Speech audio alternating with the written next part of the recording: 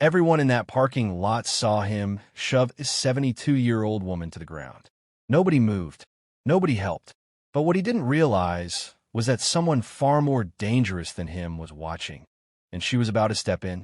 It happened so fast, most people didn't process it until she was already on the pavement. Mrs. Patterson had been loading groceries into her trunk, taking her time, careful with each bag. She lived alone and insisted on doing things herself. A gallon of milk, a loaf of bread, a small bag of apples. Ordinary things. Ordinary day. Then he came barreling through the lot like he owned it.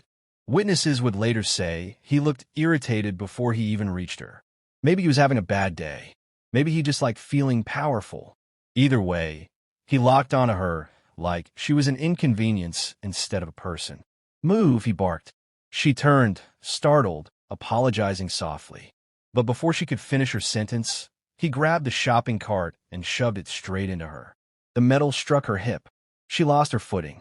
And just like that, she was on the ground. Groceries exploded across the asphalt. Eggs cracked. Apples rolled under nearby cars. A jar shattered beside her. And the crowd? They froze. Some people stared. Some stepped back. A few instinctively lifted their phones. But no one stepped forward. It was that uncomfortable, silent moment where everyone assumes someone else will handle it. That's when she saw it. From 3 rows away, sitting inside a dark SUV, Ronda Rousey had a clear view of everything. She had been halfway through sending a text. Hoodie on, baseball cap low, just another shopper in the lot. But when the shove happened, her posture changed. The casual slouch disappeared. Her phone lowered slowly. She watched the man stand over the elderly woman, still yelling, still blaming her. "You shouldn't even be driving at your age," he snapped. "People like you cause accidents." Mrs. Patterson tried to push herself up, clearly shaken, humiliated more than hurt. That was enough. Ronda stepped out of her vehicle. Not in a rush. Not dramatic. Just deliberate. The man didn't notice her at first. He was too busy pacing, gesturing wildly, soaking in the attention. Bullies feed off an audience, even a silent one. "Hey." The word wasn't loud, but it cut through the tension like a switch flipping on. He turned, annoyed. "What?" he shot back, clearly expecting another timid bystander. Instead, he saw someone standing calm, centered, unmoved. "You need to walk away," she said evenly. He scoffed. "Or what?" Now here's the thing about confidence. Real confidence doesn't shout. It doesn't posture. It doesn't need to prove itself. She didn't repeat herself right away. She just held eye contact. The parking lot felt smaller somehow. He stepped closer, trying to regain control of the moment, trying to re-establish dominance. "Mind your business," he muttered, reaching out in a sharp, dismissive gesture. That was his mistake. What happened next barely lasted 2 seconds. He grabbed. She reacted. In one fluid movement, she redirected his arm, shifted her stance, and used his own momentum against him. No wild swinging. No dramatic wind-up. Just precision. His balance disappeared. And suddenly, he wasn't standing over someone anymore. He was on the ground. The sound of his back hitting pavement echoed louder than anyone expected. A collective gasp swept across the lot.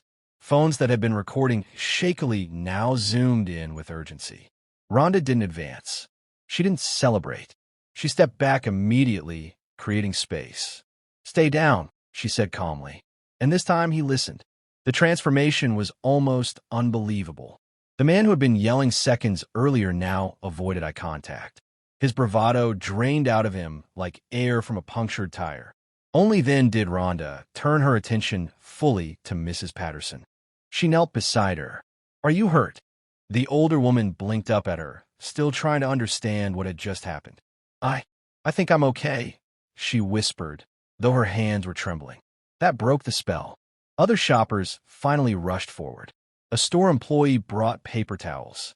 Someone began collecting scattered groceries. Another person called the police. And then someone in the crowd said it. "That's Ronda Rousey." The name rippled through the air. You could see realization dawn across the man's face. The fighter. The champion.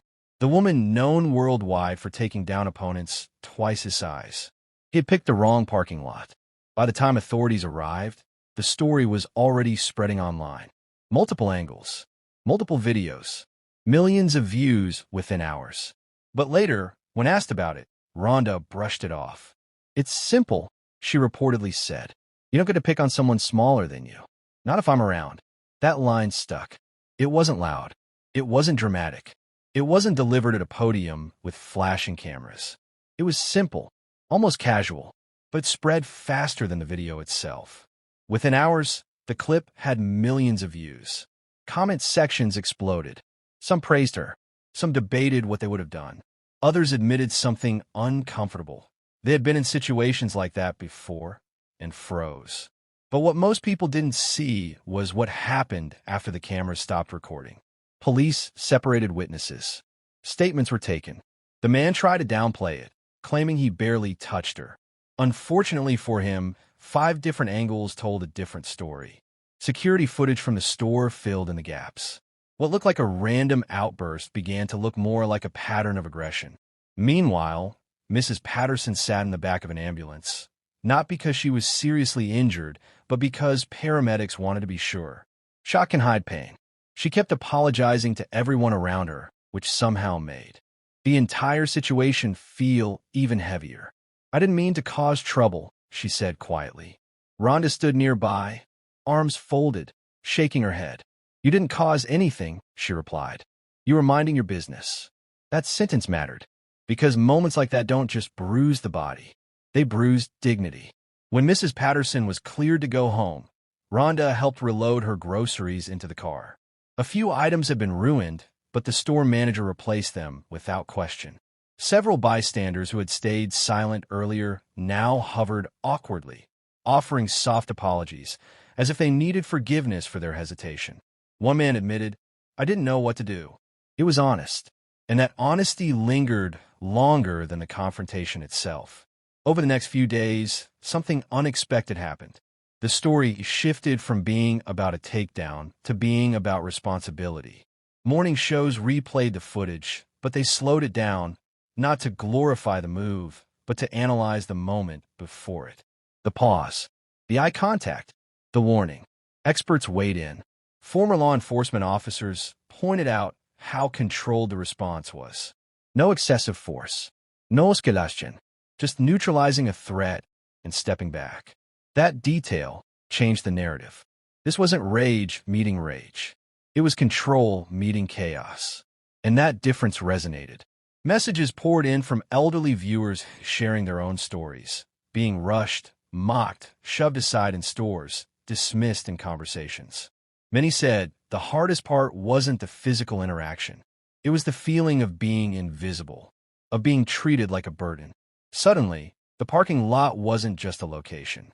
It was symbolic, a place where people cross paths without really seeing each other, a place where it's easy to look away. A week later, Mrs. Patterson received a handwritten note. It wasn't from a fan. It wasn't from a brand. It was from a teenage girl who had watched the video with her mother. The note said, "I didn't know adults could be bullied too. I'm glad someone stood up for her. I want to be brave like that." Mrs. Patterson cried when she read it. Because bravery isn't contagious when it's loud. It spreads when it's steady. The man involved faced charges, and as the legal process moved forward, fewer people talked about him. His name faded from headlines. His moment of anger became a footnote. But the response didn't fade. Local community groups began organizing bystander awareness workshops, teaching people how to safely intervene, how to de-escalate, how to avoid the paralysis that often grips crowds in tense moments. The grocery store even placed small signs near the entrance that read, "If you see someone who needs help, be the one who steps forward." It was subtle, but it was there. And maybe that's the part nobody expected. Not the viral clip, not the slam to the pavement, but the ripple effect. Because strength, when used responsibly, doesn't just stop a moment. It resets a standard. Weeks later, a reporter asked Ronda if she ever worries about stepping into situations like that. She paused before answering. "I don't go looking for trouble," she said. "But if someone can't defend themselves, and I can help, that's not trouble. That's choice." Choice. That word hung in the air. Everyone in that parking lot had a choice that day. Most hesitated. One didn't. And that's what people remembered. Not the technique, not the fame, but the decision. Because at the end of the day, the most powerful part of the story wasn't that a world-class fighter happened to be nearby. It was that someone refused to let cruelty pass unchecked. And in a world where moments like that happen every day, quietly, quickly, often unnoticed, maybe the real takeaway isn't about who is watching. It's about who's willing to act. The next time someone thinks they've found an easy target, they might remember that parking lot and wonder who's standing nearby. Because that's the thing about moments like this. They don't end when the video cuts off. They linger. The parking lot eventually emptied. The broken eggs were cleaned. The shattered jar swept away. Faded tire marks and ordinary traffic erased any visible sign that something unusual had happened there at all. But for the people who witnessed it, normal didn't feel quite the same. One woman who had stood frozen near her car later admitted she replayed the moment in her head all night. Not the takedown, the hesitation, the split second where she told herself, someone else will handle it. She realized how automatic that thought had been, how easy it was to pass responsibility to the crowd. A college student who filmed part of the incident posted a follow-up video days later. He didn't talk about going viral. He talked about regret. I hit record before I took a step, he said. That bothers me. The story quietly shifted from spectacle to self-reflection. Meanwhile, Mrs. Patterson returned to the same grocery store the following week. Not because she had to, but because she refused to let fear redraw the boundaries of her life. The manager greeted her at the entrance. A few employees recognized her and offered gentle smiles. She felt a flicker of nervousness walking through the automatic doors, but she kept going. Every item she placed in her cart felt like reclaiming something small but important. Independence, dignity, normalcy. Halfway through a shopping trip, a young mother approached her. Soft voice, hesitant.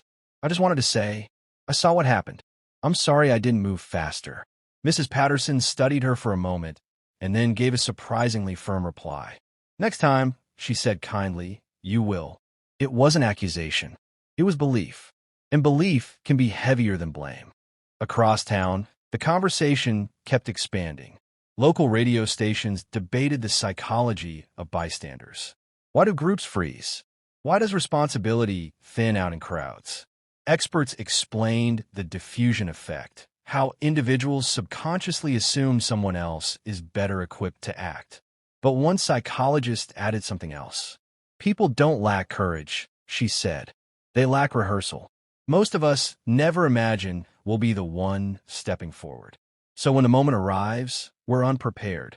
That idea caught traction. Community centers began hosting free workshops, not about fighting, but about presence. How to use your voice, how to create a distraction, how to support someone without escalating danger. The emphasis wasn't on heroics. It was on participation, because not every situation requires a champion fighter. Sometimes it requires a person willing to say stop. Sometimes it requires 5 people willing to stand shoulder to shoulder. And sometimes it requires nothing more than walking toward someone who has fallen instead of away. As for Ronda, she moved on quietly.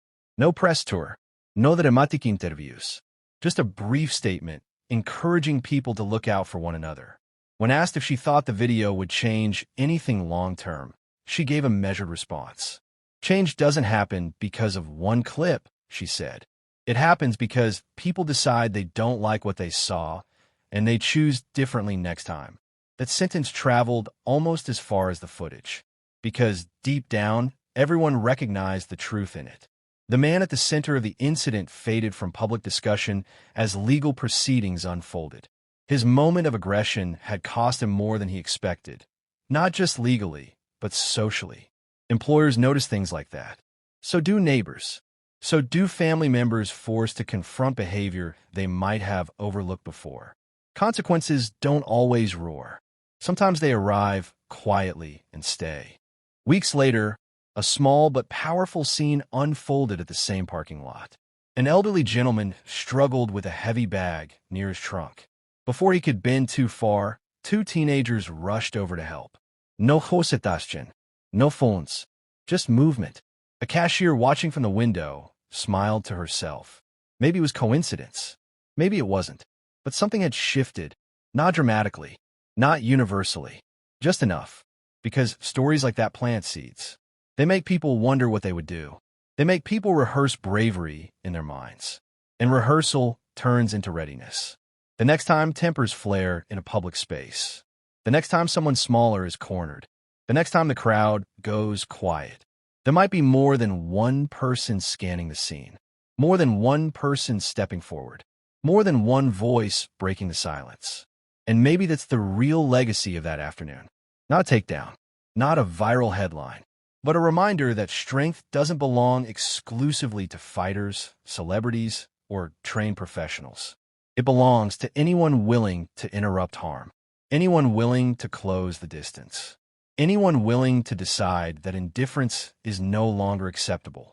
Because somewhere, in some ordinary place, at some ordinary time, someone is always nearby. The question is, who will move first?